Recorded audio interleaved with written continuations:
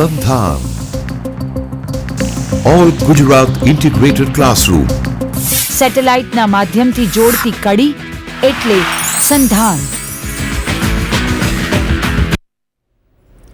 નમસ્કાર, I am Dr. K.N. Patel from Science College Pilwai. My colleagues Dr. G.G. Barat from Science College Pilwai.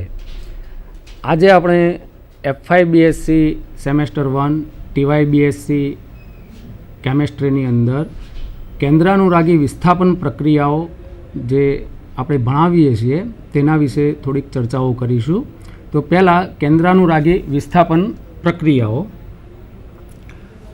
હવે કેન્દ્રાનુરાગી વિસ્થાપન પ્રક્રિયાઓ જ્યારે જોઈએ ત્યારે પહેલાં પ્રક્રિયાઓના પ્રકાર કયા છે? તો પ્રક્રિયાઓના પ્રકાર વિસ્થાપન પ્રક્રિયા, યોગશીલ પ્રક્રિયા, વિલોપન પ્રક્રિયા અને પુનઃરચના પ્રક્રિયા. યોગશીલ પ્રક્રિયા એટલે કે જોડવું, યોગ એટલે જોડવું. તો પ્રક્રિયા જ્યારે થતી હોય ત્યારે પ્રક્રિયકનો આખો અણુ ઉમેરાય એવી પ્રક્રિયાઓ યોગશીલ પ્રક્રિયા કહેવાય છે. વિલોપન પ્રક્રિયા એટલે વિલોપન, દૂર થવું, એટલે કે જે કાર્બનિક સંયોજન હોય છે એની અંદરથી અણુ દૂર થાય છે, એટલે સમૂહ દૂર થતો હોય એટલે સંયોજન અસંતૃપ્ત બને છે. હવે વિસ્થાપન પ્રક્રિયાઓ. તો વિસ્થાપન પ્રક્રિયાઓ એટલે કે કોઈપણ પ્રક્રિયકના અણુમાંથી કોઈ એક પરમાણુ કે પરમાણુ સમૂહનું બીજા પરમાણુ કે પરમાણુ સમૂહ વડે વિસ્થાપન થતું હોય તેવી પ્રક્રિયાઓ વિસ્થાપન પ્રક્રિયા તરીકે ઓળખાય છે. આ પ્રકરણની અંદર મુખ્યત્વે આપણે સંતૃપ્ત કાર્બન ઉપર થતી કેન્દ્રાનુરાગી વિસ્થાપન પ્રક્રિયાઓની ચર્ચા કરવામાં આવી છે.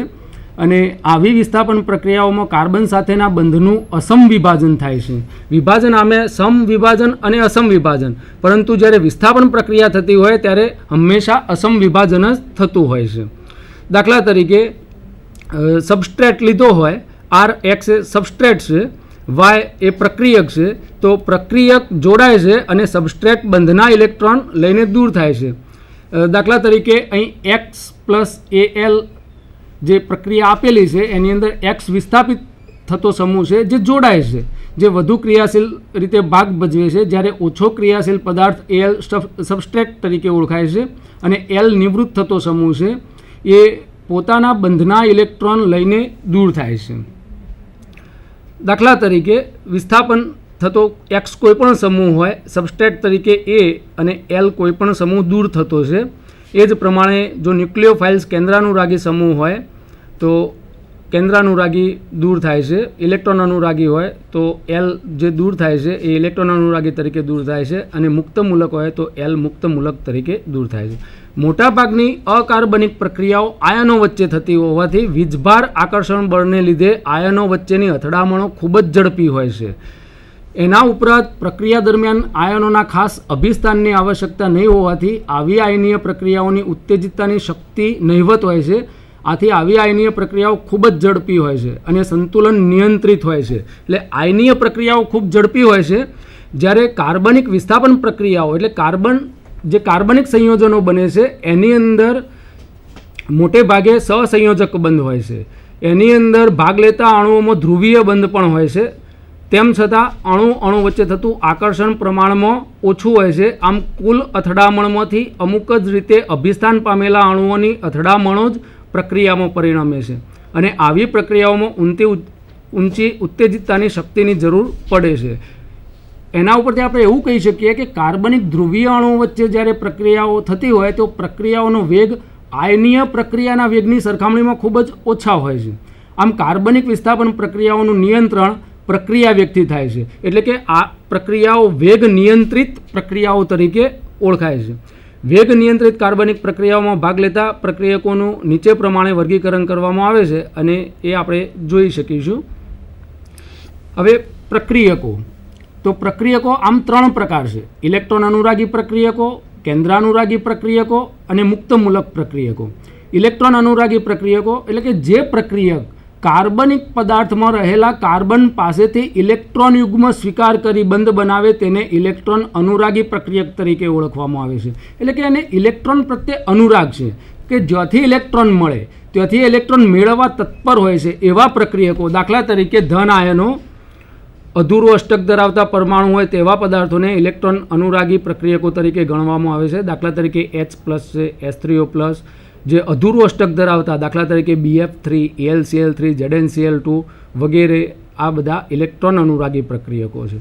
કેન્દ્રાનુરાગી પ્રક્રિયકો, કેન્દ્રમાં હંમેશા પ્રોટોન હોય છે, તો પ્રોટોન પ્રત્યે, કેન્દ્ર પ્રત્યે અનુરાગ હોય તેવા પ્રક્રિયકો જે ન્યુક્લિયોફિલિક તરીકે ઓળખાય છે, કે જે પ્રક્રિયક કાર્બનિક પદાર્થમાં જે કાર્બનની પાસે ઓછા ઇલેક્ટ્રોન હોય, એટલે કે ધનભારિત હોય, એવા કાર્બન સાથે પોતાની પાસે રહેલા મુક્ત ઇલેક્ટ્રોન યુગ્મ વાપરીને બંધ બનાવે તેને કેન્દ્રાનુરાગી પ્રક્રિયક તરીકે ઓળખવામાં આવે છે. એટલે કે કેન્દ્ર પ્રત્યે, પ્રોટોન પ્રત્યે અનુરાગ ધરાવે છે, પોતે ઇલેક્ટ્રોન યુગ્મ પોતાનું આપે છે અને આપીને બંધ બનાવે છે, એવા પ્રક્રિયકો કેન્દ્રાનુરાગી પ્રક્રિયક તરીકે ઓળખાય છે.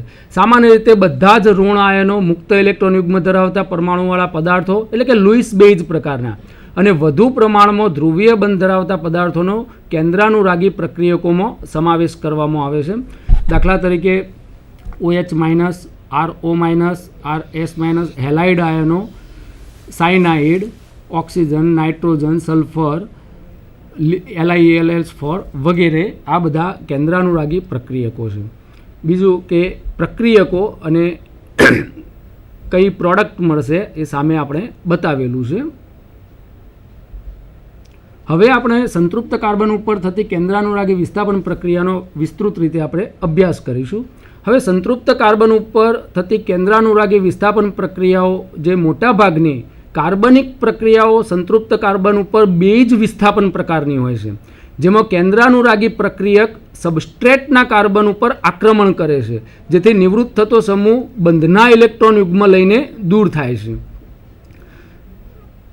અહીં આપણે જુદી જુદી પ્રક્રિયાઓ જોઈ શકીએ છીએ કે પહેલાં ન્યુક્લિયોફાઇલ છે, RL એ સબસ્ટ્રેટ છે અને જે આરની સાથે ન્યુક્લિયોફાઇલ્સ જોડાઈ જાય છે અને L જે દૂર થાય છે એ પોતે બંધના ઇલેક્ટ્રોન યુગ્મ લઈને દૂર થાય છે.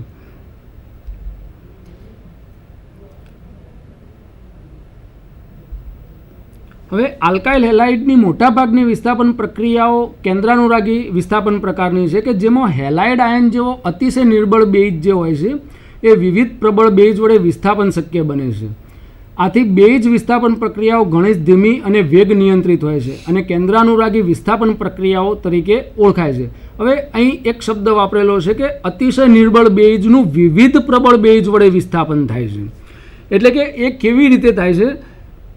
તો કેન્દ્રાનુરાગી વિસ્થાપન પ્રક્રિયાઓમાં કેન્દ્રાનુરાગી પ્રક્રિયક પોતાની પાસે રહેલ મુક્ત ઇલેક્ટ્રોન યુગ્મ કાર્બન સાથે બંધ બનાવવા વાપરે છે, જ્યારે નિવૃત્ત થતો પરમાણુ કે સમૂહ કાર્બન સાથેના તેના બંધના ઇલેક્ટ્રોન યુગ્મ પોતાની સાથે લઈને નિવૃત્ત થાય છે અને અસમ વિભાજન થાય છે.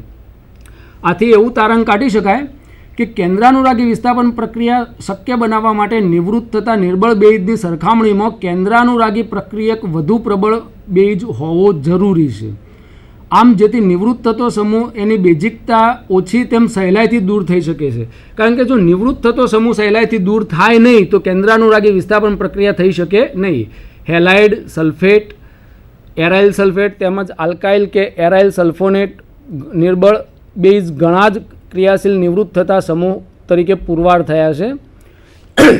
જો ઘણી વખતે અમુક પ્રક્રિયાઓ નથી થઈ શકતી. દાખલા તરીકે Cl- છે અને ROH આલ્કોહોલ પ્રકારનું સંયોજન છે, તો હેલાઇડ પ્રકારનું સંયોજન બનશે નહીં અને OH- દૂર નહીં થાય, કારણ કે OH એ પ્રબળ બેઇઝ છે, Cl એ નિર્બળ બેઇઝ છે. તો આવી પ્રક્રિયાઓ થઈ શકતી નથી. એટલે ફક્ત પ્રક્રિયકો બેઝિકતાનો આધાર લઈને આ પ્રકારનું સામાન્યકરણ કરવું યોગ્ય આમ તો ગણી શકાય નહીં. તેથી પ્રક્રિયકોની બેઝિકતા તેમજ કેન્દ્રાનુરાગીતાનો આપણે અહીં અભ્યાસ કરવો ખૂબ જ જરૂરી બને છે. હવે કેન્દ્રાનુરાગી પ્રક્રિયકોની સાપેક્ષ ક્રિયાશીલતા કેવી છે? તો બધા જ કેન્દ્રાનુરાગી પ્રક્રિયકો બેઇઝ હોય છે, તેથી મોટે ભાગે કેન્દ્રાનુરાગીતા બેઝિકતાને સમાંતર હોય છે. હવે ઇલેક્ટ્રોનની ઉણપવાળા કાર્બન પરમાણુને ઇલેક્ટ્રોન યુગ્મ આપવાની પદાર્થની જે ક્ષમતા છે તેને કેન્દ્રાનુરાગીતા કહે છે.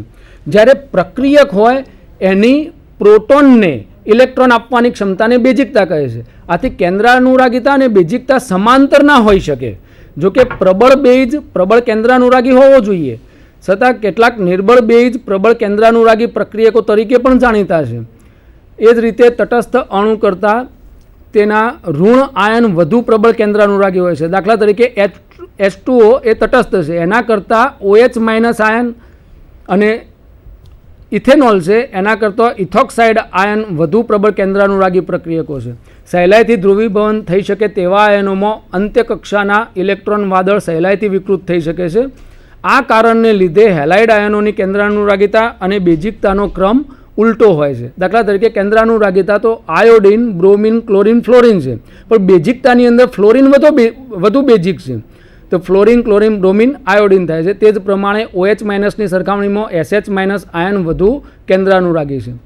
એક જ પ્રકારના કેન્દ્રાનુરાગી પરમાણુ ધરાવતો કે આવર્ત કોષ્ટકમાં એક જ શ્રેણીમાં ક્રમશઃ આવતા પરમાણુ જે હોય એ સમૂહોની કેન્દ્રાનુરાગિતા તેમજ બેઝિકતામાં ઘણું જ સામ્ય જોવા મળે છે. દાખલા તરીકે CH3NH2OHF ઇથોક્સાઇડ છે, OH minus, phenoxide, acetate, H2O, ClO4 minus. હવે આ ઉપરના જે પ્રક્રિયકો છે એમાં કેન્દ્રાનુરાગિતા અને બેઝિકતાનો ક્રમ સમાન હોય છે.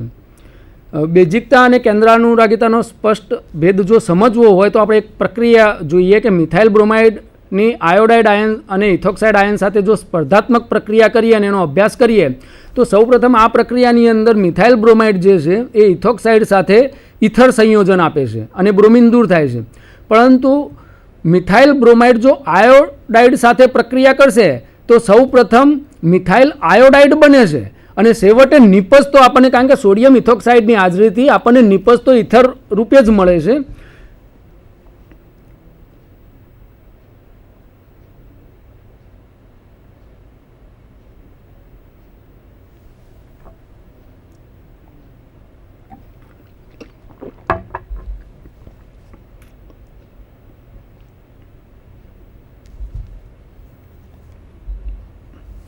કેટલીક વાર એનાયનના સોલ્વેશનથી કેન્દ્રાનુરાગિતાનો ક્રમ બદલાઈ જાય છે.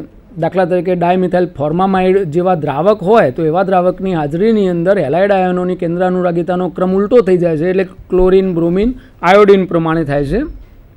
આથી સાબિત થાય છે કે હાઇડ્રોક્સિલિક દ્રાવકો તેમજ હાઇડ્રોજન બંધ બનાવી શકે તેવા દ્રાવકો નાના આયનોની કેન્દ્રાનુરાગિતામાં ઘટાડો કરવામાં મહત્ત્વનો ફાળો આપે છે. આમ કેન્દ્રાનુરાગી પ્રક્રિયાની ક્રિયાશીલતા નક્કી કરવામાં તેની બેઝિકતા, ધ્રુવીયતા અને સોલ્વેશન જેવા ગુણધર્મો જે છે એ ખૂબ જ અગત્યના પુરવાર થયા છે. તેથી તેમની ક્રિયાશીલતાનો કોઈ ચોક્કસ માપક્રમ નક્કી કરી શકાય નથી. કેટલાક કેન્દ્રાનુરાગી પ્રક્રિયકોમાં એક કરતાં વધુ પરમાણુઓ ઉપર ક્રિયાશીલ ઇલેક્ટ્રોન યુગ્મ હોય છે, જેથી તેમાંથી કોઈપણ એક જગ્યાએ પ્રક્રિયા થતો બે પ્રકારની વિસ્થાપન નિપજો શક્ય બને છે.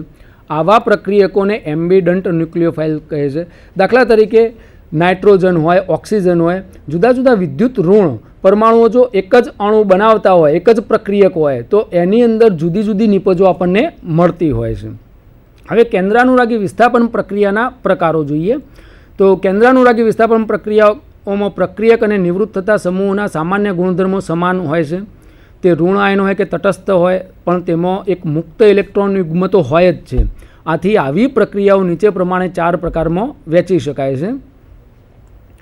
પહેલો પ્રકાર છે ન્યુક્લિયોફાઇલ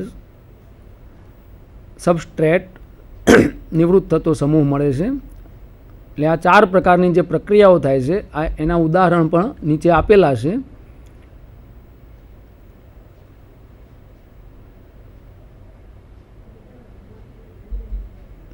હવે કેન્દ્રાનુરાગી વિસ્થાપનની ક્રિયાવિધિ જોઈએ તો કેન્દ્રાનુરાગી વિસ્થાપન પ્રક્રિયા દરમિયાન સબસ્ટ્રેટમાં નિવૃત્ત થતા સમૂહ સાથેના કાર્બનના બંધનું અસમ વિભાજન થાય છે અને દાખલ થતો કેન્દ્રાનુરાગી જે પ્રક્રિયક છે તે કાર્બન સાથે નવો બંધ બનાવે છે. આ માટે 3 પ્રકારની ક્રિયાવિધિ સૂચવવામાં આવી છે. હવે પહેલી ક્રિયાવિધિ એવી છે કે 2 તબક્કામાં થતી પ્રક્રિયા. દાખલા તરીકે શરૂઆતમાં કાર્બન સાથેનો જે નિવૃત્ત થતો સમૂહ છે એ જૂનો બંધ જે કહેવાય એ તૂટી જાય છે અને બીજા તબક્કામાં કેન્દ્રાનુરાગી પ્રક્રિયક સાથે નવો બંધ બનશે. દાખલા તરીકે આ સહસંયોજક બંધ છે જેમાં ભાગીદારી થયેલી હોય છે. હવે આપણે પણ જો સામાન્ય જીવનની અંદર વિચારીએ તો ભાગીદાર હોય તો નવો ભાગીદાર જ્યારે આપણે લેવો હોય ત્યારે શું કરીએ છીએ કે પહેલાં જૂના ભાગીદારને દૂર કરીએ છીએ અને જૂનો ભાગીદાર જ્યારે દૂર થાય એને ચોક્કસ પેમેન્ટ એટલે કે બંધના ઇલેક્ટ્રોન લઈને દૂર થાય છે અને એ વખતે કાર્બોનિયમ આયન બનશે. એટલે આપણી પાસે પણ પૈસા હશે અને આપણે નવો ભાગીદાર શોધીશું અને નવો બંધ બનાવીશું. તો એ જ પ્રમાણે આ જે ભાગીદારીવાળી વાત છે, તો પહેલાં જૂનો બંધ તૂટે છે, ત્યારબાદ જ આપણે નવો ભાગીદાર લઈએ છીએ. આ મોટાભાગે રૂટીન પ્રક્રિયા છે. બીજી પ્રક્રિયા એવી છે કે એક તબક્કામાં થતી પ્રક્રિયા કે જૂના બંધ તૂટવાનું અને નવા બંધનું સર્જન એક સાથે થાય છે. હવે ઘણી વખત એવું બને કે આપણે રૂટીન જોઈએ કે એક ભાગીદારની સાથે મતભેદ થાય તો એને કહીએ કે તું જતો રહે અને બીજો નવો ભાગીદાર તૈયાર જ છે. આની અંદર ભાગીદાર સાથે મતભેદ રહેશે, એ કાયમ માટે મતભેદ રહેશે. એટલે આ એક જ તબક્કામાં થતી પ્રક્રિયા છે. અને છેલ્લી ત્રીજી જે પ્રક્રિયા છે એ 2 તબક્કામાં થતી પ્રક્રિયા. શરૂઆતમાં નવો બંધ બને અને પછી જૂનો બંધ તૂટે. એટલે આ મોટાભાગે આવું વ્યવહારિક જીવનમાં જોવા મળતું નથી કે પહેલાં જ્યારે 2 ભાગીદાર હોય અને પહેલાં નવો ભાગીદાર લઈએ અને 2 ભાગીદાર ભેગા થઈને પેલા ભાગીદારને દૂર કરે, જૂના ભાગીદારને દૂર કરી દે. આ ખરેખર કાર્બનિક પ્રક્રિયાઓમાં પણ મોટાભાગે આવી પ્રક્રિયાઓ જોવા મળતી નથી, કારણ કે કાર્બનની અંદર એની અંત્ય કક્ષા પૂરેપૂરી ભરાયેલી હોવાથી આ ક્રિયાવિધિ સૂચવ્યા પ્રમાણે પ્રથમ તબક્કામાં નવા બંધનું સર્જન અશક્ય છે. જો કે બોરોન જેવો ત્રિસંયોજક પરમાણુ હોય તો એની અંદર આવું શક્ય બને છે. એટલે આવી ઘટનાઓ ભાગ્યે જ જોવા મળતી ઘટનાઓ છે. આમ તત્વો કે જેમની અંત્ય કક્ષા વિસ્તૃત થઈ શકતી હોય તેવા સબસ્ટ્રેટમાંથી આ પ્રકારની ક્રિયાવિધિ થઈ શકે છે. આમ કેન્દ્રાનુરાગી વિસ્થાપન જે પ્રક્રિયાઓ થાય છે એ કાર્બનિક સંયોજનોની અંદર 1 અને 2 પ્રકારની, જે આપણે જોઈ કે પ્રથમ જૂનો બંધ તૂટે અને નવો બંધ બને, અથવા તો 2 તબક્કામાં થતી પ્રક્રિયા કે નવો બંધ બનતો હોય અને જૂનો બંધ તૂટતો હોય. એટલે આ 2 ક્રિયાવિધિ પ્રમાણે પ્રક્રિયાઓ થાય છે. હવે આપણે પ્રથમ પ્રક્રિયા જોઈએ તો પ્રથમ આયનીકરણ SN1 ક્રિયાવિધિ. SN1 એટલે substitution nucleophilic reaction first order reaction છે.